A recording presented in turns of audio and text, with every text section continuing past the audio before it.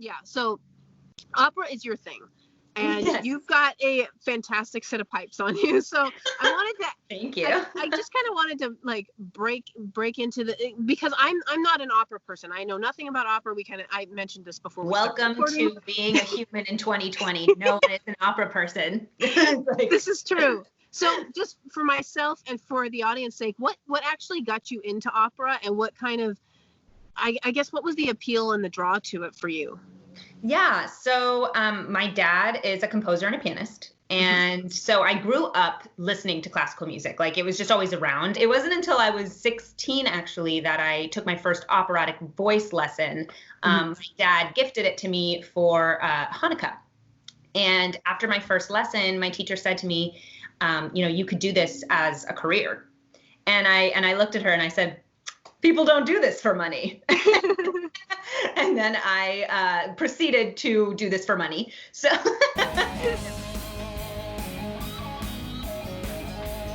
Hey guys, welcome back to my channel. I'm really excited because today we're bringing Abby back on the show, Classically Abby. You can go and follow her YouTube channel over on YouTube. She's really been kind of blowing up on YouTube in the last, she started a little over a year ago, and then just in kind of the last 3 or 4 months, she's really gotten big. So I'm like, oh my gosh, she's getting to be more and more of a celebrity. Can I get her back on the show again? So, thank you so much, Abby, for coming on the show. No, I'm happy to be here. I always have a good time on your podcast. So it's fun to, especially during quarantine, it's nice to like have someone to chat with, Yes, exactly.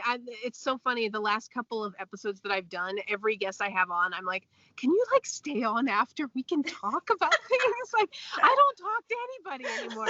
It's like the last. If you guys watched the last episode, it was like an hour long that I did, and I promise we're not going to go that long with you, Abby. But the last episode I recorded was an hour long, and then I talked to the guy for at least an hour and a half afterwards. So I'm like, yeah, I'm a little bit stir crazy with the quarantine, but that just makes me even more excited to have you on, because you're always kind of a breath of fresh air to everybody.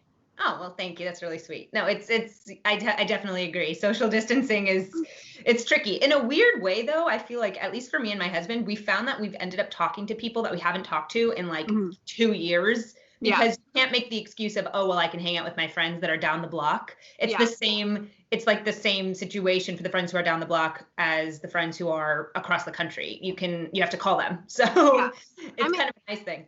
It's funny because I'm more the person that's like, I'm really good with like the social media, like getting connected, Skyping with people, all that kind of thing. But my friends generally aren't. And now all of a sudden I suggested to some of them, we should do like a Skype and get some of the people together that we haven't seen in a couple years. And they're like, okay, but like, I know before this quarantine, that would have been off the table. Oh gosh, I don't have time. Exactly. I don't have time for this.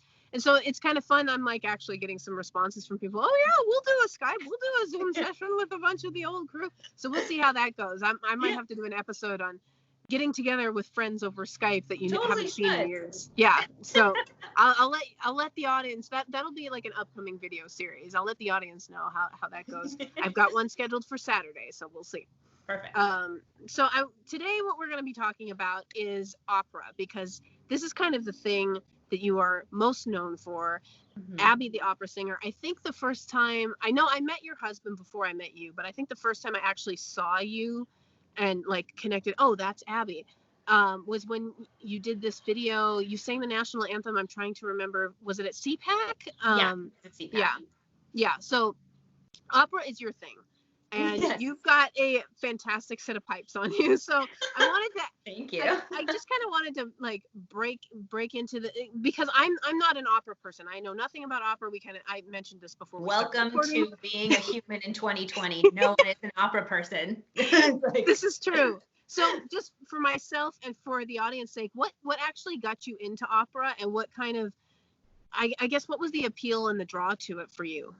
Yeah, so my dad is a composer and a pianist. And so I grew up listening to classical music. Like, it was just always around. And apparently, I actually remember this, that there is a video of the Magic Flute that Ingmar Bergman made. And it's actually, he translated the whole opera into Swedish and then made like a film of it. And I used to sit there and watch it riveted as a 2-year-old. And I had no idea what they were saying.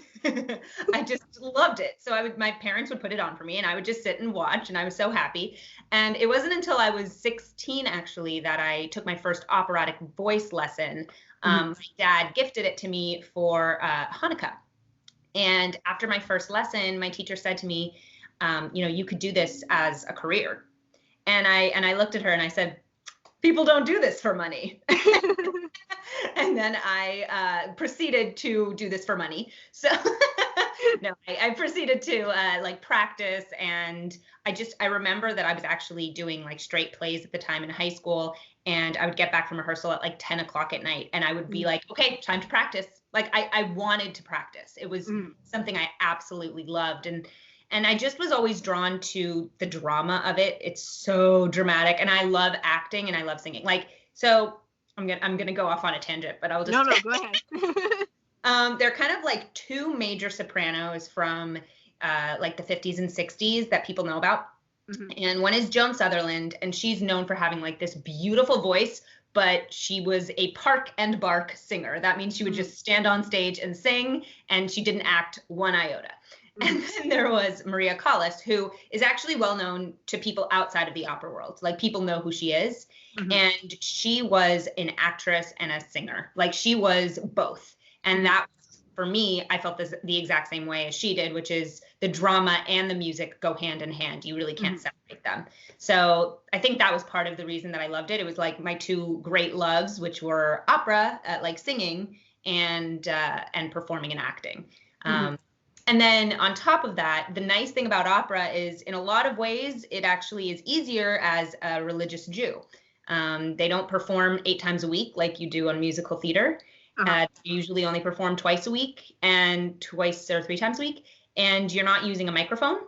So even if I would have to perform on a Friday night, which is Sabbath for religious Jews, it's like theoretically maybe okay because you're not using electronics, which you're not allowed to use on Sabbath. So I was like, oh, well, maybe I can make this work with my lifestyle. That's really interesting. And I never really thought of it in that way, obviously, because I'm not an Orthodox Jew. But it's interesting when you kind of get into that mindset. It actually makes perfect sense that you would go into opera because, again, as you're saying, it fits right into your lifestyle.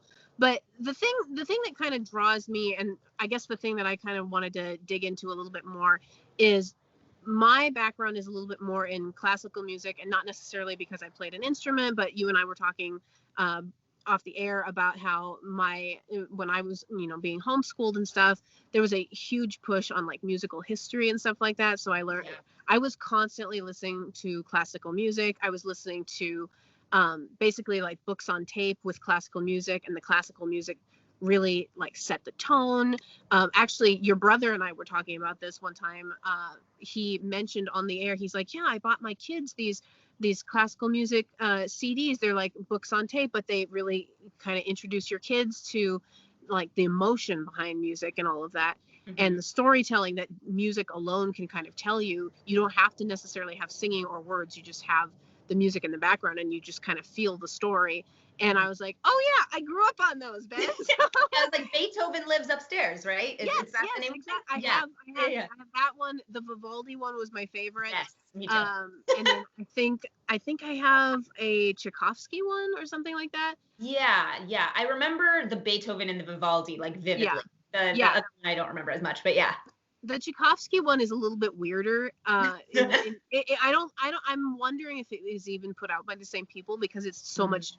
It's so much more different than the others were, but I grew up on that kind of thing. So what I wanted to talk about with you is that emotion behind music or opera. Is that another one of the things that kind of drew you to opera? Just because it's a form of storytelling that I think gets ignored a lot by people. But if you even watch a movie nowadays and it's got this fantastic score and you take that score away, all of a sudden that scene just doesn't have the same meaning without it. So I guess I wanted you to talk a little bit about kind of the emotion behind whether it's opera or classical music. Oh yeah, absolutely. I mean, I it's interesting you bring up soundtracks, because a lot of classical composers nowadays, we don't have, not always, very often, we don't have the same kind of performance spaces and performance opportunities as you did in like the 1800s, where people were just writing classical music for people to sit and listen to. So a lot of classical musicians and classical performers and classical composers are doing movie soundtracks. That's kind of what they've decided to transition into, because it is exactly like you were saying, a part of the storytelling. And I mean, classical music to me is, I love that okay, so I have so many feelings about classical music. So classical music has two different things, right? You have opera and you have like orchestral pieces and sonatas and things like that. And the fascinating thing about classical music that's not opera is that you have to tell a story without words. And so much of the time, I think the thing that makes people emotional when they're listening to pop music or country or something is the poetry, because it's usually tied, that's the storytelling. But classical music without words is telling a story on its own.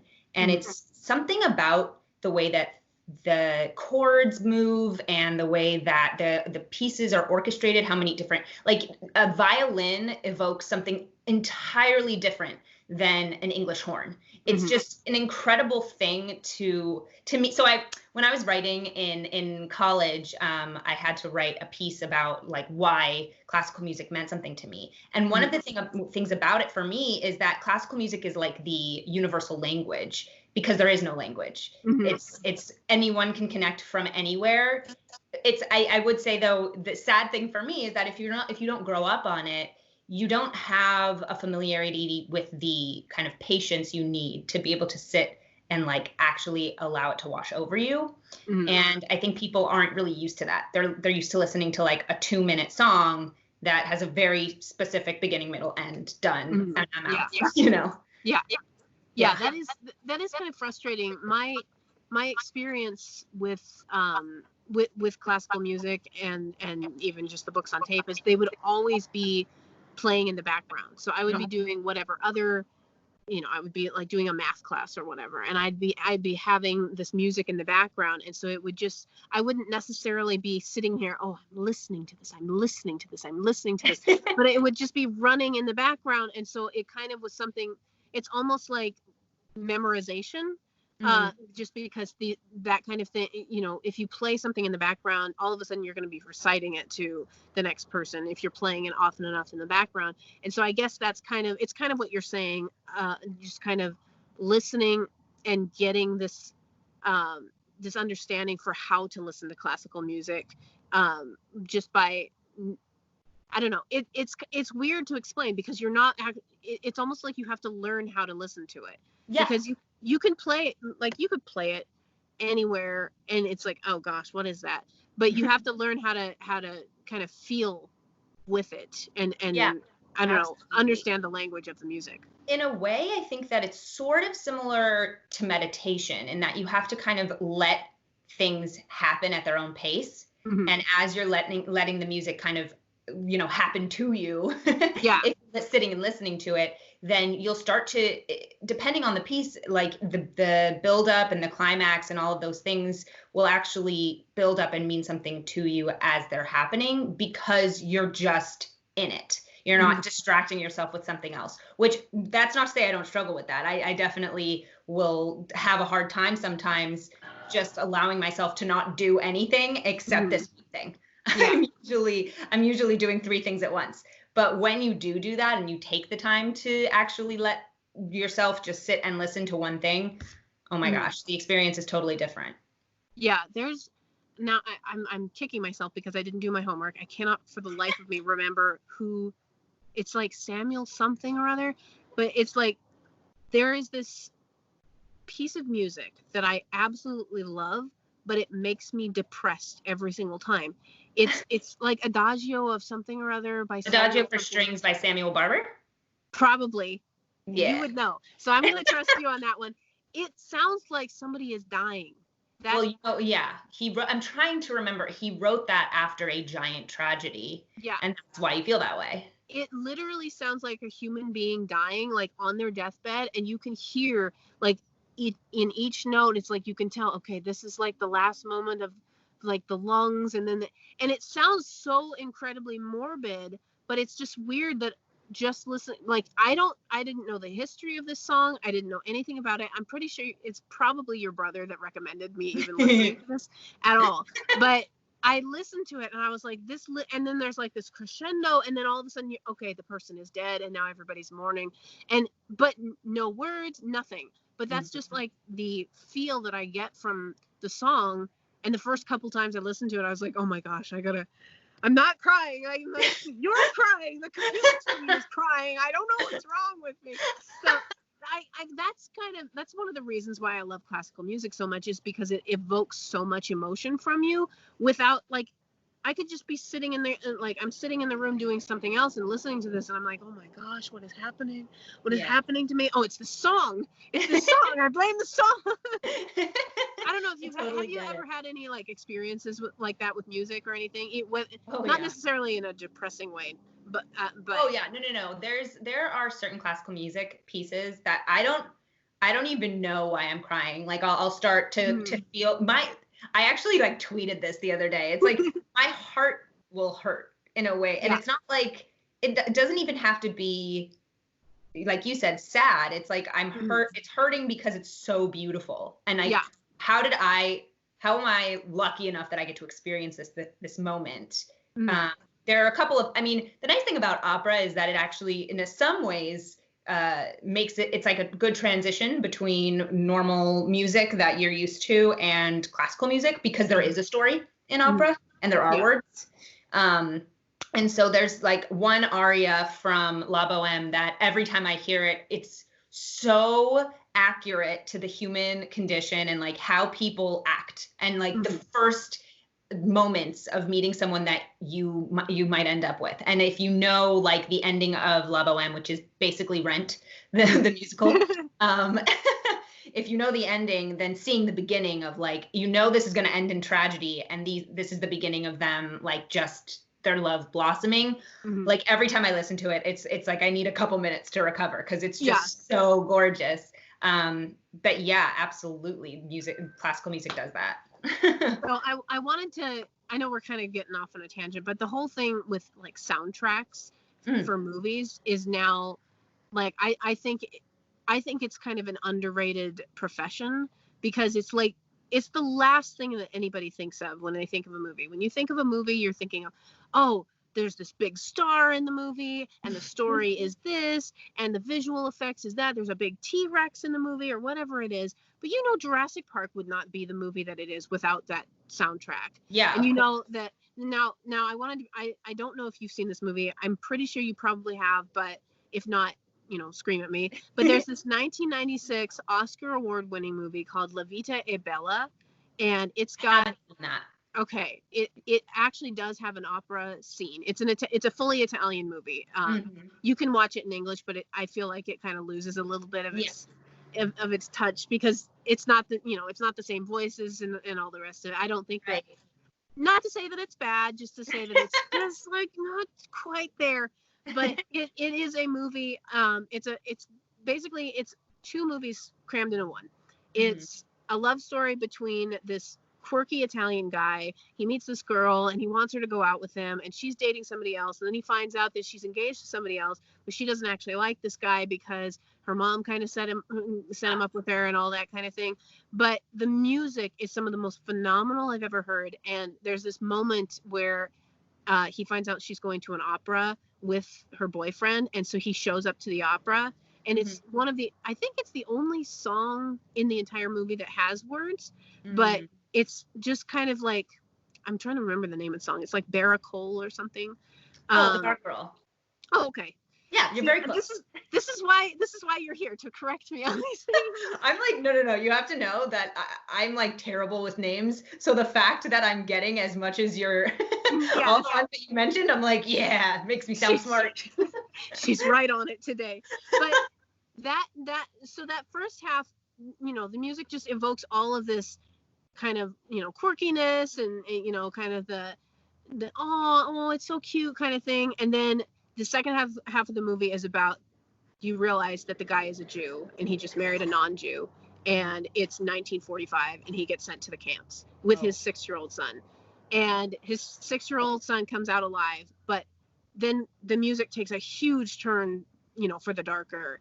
And then there's a point before, I'm not going to spoil it, but before one of the most tragic scenes happens, he finds a radio in the camp because his wife says, if he's going to the camps, I'm going, even though I'm not a Jew. And so she goes, and they're obviously separated. So she's there even though they can't even see each other.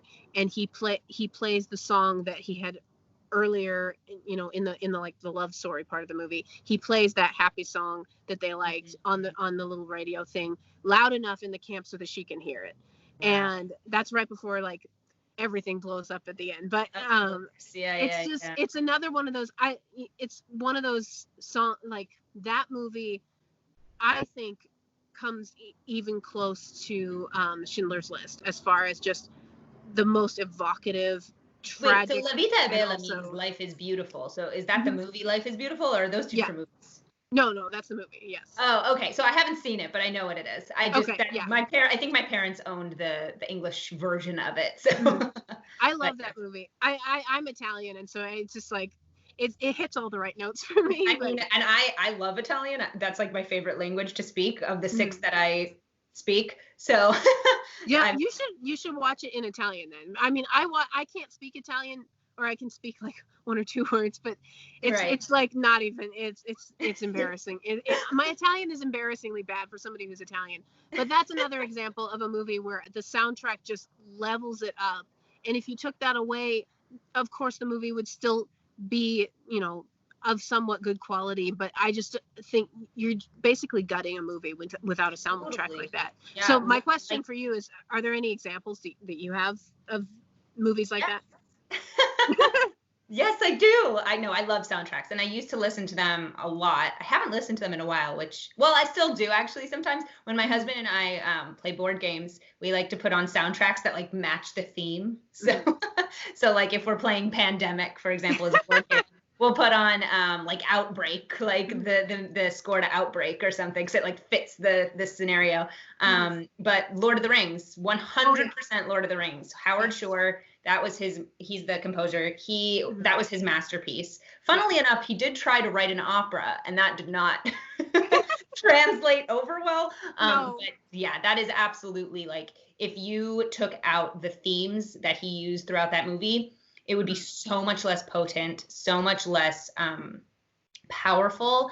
Another movie that so one of the kinds of, there's a few different kinds of ways to score movies. So someone like Hans Zimmer, he does a lot of music for Christopher Nolan. And so his stuff is much more, it's ambient. It's like, it's not, you're not going to hear like a song or a theme or anything like that. It's very much like, here's a sound that's going to ratchet up the tension. And then you have composers like Giacchino, I think is his name. He did like Up, the movie Up, or even like a Howard Shore, where they're using themes. So one of my favorite scores is Gone with the Wind. He uses like a bunch of themes to represent different places and different times, and he'll change the theme based on kind of at the happier times or the sadder times. And it just is so effective. And that's an operatic thing too, is you'll hear a theme that represents like young love, and then you'll hear it at the end, and it might be in minor, and that's going to be them as the love is kind of degrading. And it's so effective when you do that, because it's a sentimental thing where you start to like associate these certain love themes or whatever with a couple, and then as it changes, it means something to you as it's changing, or as it comes back in a totally different moment. It's so fascinating how music can do that. I think it's like one of my favorite things about it. It's funny how it's going back to what you had mentioned earlier about how like a violin sound will make you feel something much differently than I forget, was it a trumpet sound or whatever it happens I said it. I think I said English horn, but yeah.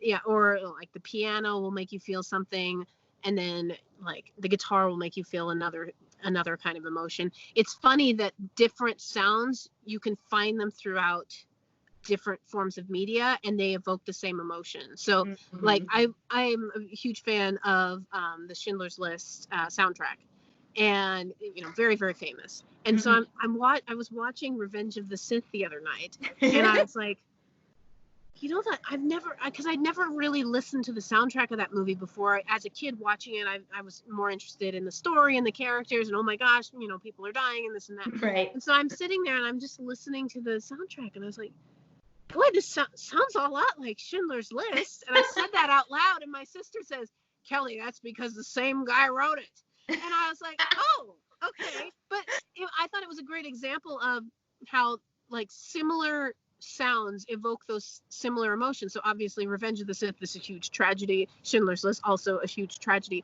So like the same kinds of sounds composers, even if it's the same composer, but the same kinds of sounds those composers are pulling from to evoke those emotions. So I don't know what your reaction is to that. No. Well, I believe it's John Williams who's the composer for those things, and he's amazing. He's considered the best. What do people say? I'm gonna get it wrong, but it's something like the best thief in the business. He steals from himself, and he also steals from like composers who are like 100 years old, and he does it amazingly. Like it's incredible. His scores are amazing. But yeah, I would agree with you. One of the things that I always think about is I don't know if you know the soundtrack to How to Train Your Dragon, but there's one theme in there that's with a violin, and it's just a violin. And I remember mentioning to a friend of mine, I said, it just sounds so lonely. Like it's beautiful, but it's lonely. And my friend responded and said, yeah, well, it's like one string, one instrument, and it just sounds like, with the piano, it has its own accompaniment. And a violin playing alone, it's just very lonesome. And when you kind of see that throughout, if you listen very often, I would say, if you listen to like a solo violin, especially if it's slow or if it's in minor, it sounds lonely. Of course, that doesn't necessarily translate when you hear like someone fiddling. Because that's a violin on its own, but it's an upbeat thing, and it's fun, and it's like someone's probably stomping their foot and you're dancing. But you can definitely evoke this same kind of emotion based on the instrument, the speed of the piece, and then the key. Now, one of the things I used to do as a kid, I know we're kind of getting away from opera and a little bit more into just classical music, but one of the things I used to do as a kid was I would listen to a piece of music, and then I would write based on what I felt, not necessarily like my own emotions, but I would write a story based on what I was hearing in the song. And I still do that to this day, because I still, I write every now and again. I'll write a little fictional piece, just for the fun of it, or I'll write a little piece of fan fiction. And one of the things I do is I'm like, okay, so I want to write about somebody who's lost, or somebody who's in this situation or that situation. And so I'll pull a different song, and I'll be like, okay, I'm going to write based off of what this song that I know sounds lost or sad or excited or whatever. I'm going to write based on that.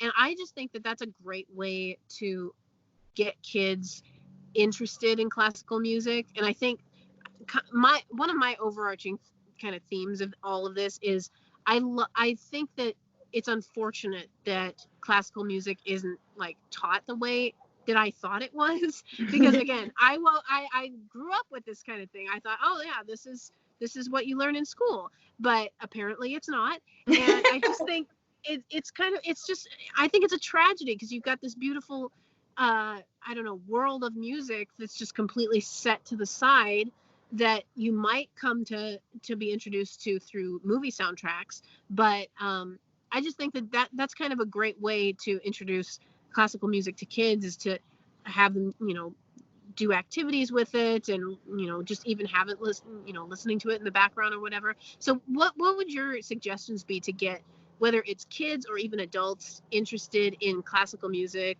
/ opera kind of thing? Just because it feels like the whole world is like, no, we don't do that kind of thing anymore. That's old fashioned. Well, first of all, I absolutely love that. I love that. It's funny.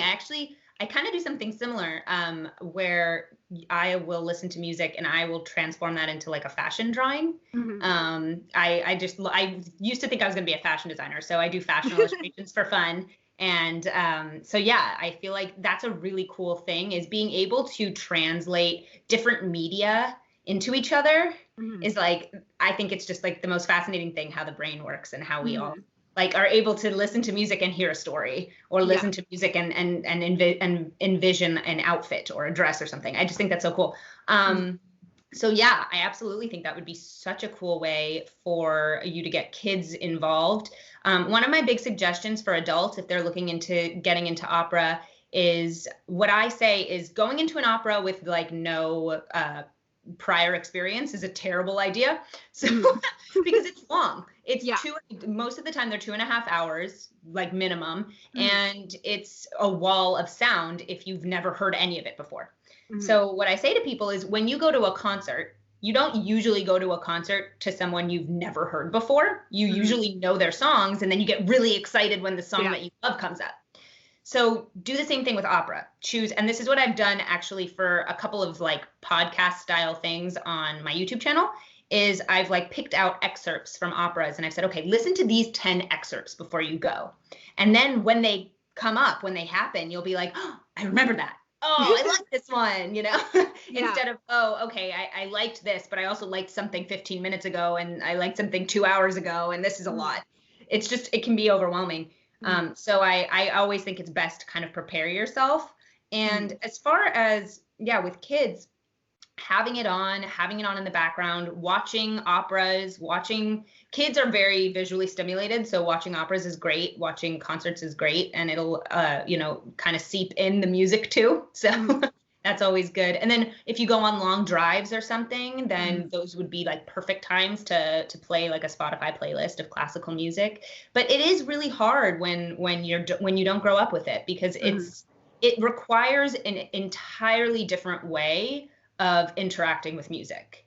And if you aren't ready for that, then you're kind of going to brush it off as, I don't really want to waste my time. Or even if you don't think it's a waste of time, you might say, I don't really want to take the time to learn to do something new. And I think that there's so much beneficial to even for the brain, just to like be able to be patient and learning about music also all of a sudden opens up a whole new world in classical music. Like once I learned what a sonata was, and sonata form, and like a rondo, these are terms that the average person doesn't know. But once I learned what they were, I was like, oh, now I recognize these things when they happen. And people like that satisfaction of knowing what they're listening to. Like, you know, I think that there is something to that. I think I wonder if it's almost a left brain, right brain thing, because one of the things that, just to your point of people, you know, having those little tidbits of information that you already know, and then you go in and you're like, oh, that makes sense. It's kind of reminds me of when I took Latin in high school, and then after taking Latin, I was taking like all my science classes and my math classes, and I was like, oh, that was a Latin word. I know what that means. And nobody else in the class took Latin. And so I knew what it meant and nobody else did. So it's kind of, I feel like it's kind of a similar thing. Once you learn like the root words of all of these, external things, then you're able to have a much better understanding of it. And I feel like classical music is kind of almost a similar thing. Or and it's like I just had this vision as you said that, of like walking into a party and knowing no one there. Like, you're just like, why am I here? I don't know anyone here. I didn't get the dress code. Like, no, I ate before I came, and they're serving dinner. Like, you know, just having no information before you walk in, as opposed to getting invited to a party that might not be something you're totally familiar with, but you'll know like 3 people there. And you'll at least have gotten the dress code beforehand. And like, you have some sort of familiarity with the situation, so you're not just thrown into the deep end and you're like social anxiety. That's so funny the way you put it like that, because everybody has been in that situation. Oh my god, totally. When you show up to a place and you're like, Oh gosh, it's just like that sinking feeling where you're just like, oh my gosh, I know 0 people and I should just leave now. And I think that is the way a lot of people view opera, myself included. I've had, times where, people have either made fun of it and I'm like, oh, that means it's not cool, or I just don't know enough about it. And so I'm just like, I'm not even going to touch that. I'm not even going to look into that. I want to stay in my comfortable little bubble of Bon Jovi and whatever else it happens to be. So it's just, it almost feels like it's a party that you need an invitation to, and you need like repeated exposure in order to really become a fan, if that makes sense. No, it totally does. And the thing for me is that I get it. Like, I'm not sitting here on a throne being like, hey, you don't get opera, you don't belong here. Like, even for me, there are some operas that I don't like. Like, I've gone to an opera. I'm not a huge fan of Wagner. And so I'll go to a Wagner opera and I'm like, 4 hours of this, and so I'm not sitting here saying that opera is always like an easy, light experience. I think that it becomes that when you become familiar with it, but it's not, it is something you have to invest time in to learn to love. And then once you love it, it's like, oh my gosh, there's no turning back. But it makes sense to me that people have a hard time with it. It's so different. And it's, in a lot of ways, it's become like a comedy thing, like because of, Bugs Bunny and all of that. Like it is this kind of silly, punchline for a lot of people. And I get it. Like, it makes sense, but it doesn't have to be that. So I like saying, and that's why at the beginning of my channel, and I think I still do it sometimes, I kind of wanted to make it relatable. So I would be singing in my bedroom and I was wearing like a t-shirt, and it wasn't like, oh, I'm always in a gown. Like, I'm always, I'm always really dressed to the nines. It's like, no, sometimes I sing opera and I'm in my pajamas, Yeah. No, I think you did a video where you were just like singing in your kitchen, but it wasn't that you were just singing in your kitchen. You were like acting out whatever scene it was. And that makes it more relatable to me, because even if I don't understand necessarily the words, maybe you're singing in another language or something like that. If I'm seeing gestures, Italians identify with this. If I'm seeing gestures like all over the place, then I'm like, oh, something exciting's happening, or something I can relate to. So, yeah, exactly. That's the kind of thing that I like to see. So this whole episode has just made me now want to do another episode with you talking about best and worst musicals or something like that, because I'm in. Let's do it. that's a thing that I think needs to happen. So hopefully we'll have to do another episode where we talk about that. But I did want to give you a chance to talk about, you've made a couple changes to your channel. What are some things that people can be looking out for with some new content that you've been putting out? Yeah, so I just recently came out as a #conservative influencer, and that was a big step for me because my, being conservative in an artistic space is not always the safest choice. A lot of the time, being conservative and an opera singer, you really can't voice that. And so it's always been important to me to create a supportive community of conservative women and people who are open-minded to really be able to speak what their views are. And if you don't have the knowledge that anyone else in the room is conservative, then you can't. So you can't say those things. So I'm really excited about this kind of direction that I'm taking it. I've gotten a lot of really good feedback and responses from people saying, yeah, I haven't been able to say that. So I'm really excited that you're saying it so that maybe I can meet other people who feel the same way. And, I wanted to be a relatable influencer in the way that the fact is that I am political, but not like political. Yeah. I'm just kind of a normal person who has conservative views. And so I wanted to be able to talk about just like everyday life from that conservative perspective. Yeah, that's really cool. It's interesting because there's a lot of people that would say, oh my gosh, you shouldn't do that yet. You should wait until you get really big and then you should come out as conservative. But it's interesting to see that you're kind of saying, no, I'm going to do things the way I want to do things. And so I have to commend you for kind of making the decision for yourself and not kind of following the conventional wisdom kind of a thing. It is kind of it's an interesting space to be in because, even just people looking for jobs, they see, oh gosh, you worked for that company? Yeah, we can't have you. So it's just like discrimination is out there, and so it, you know, Totally.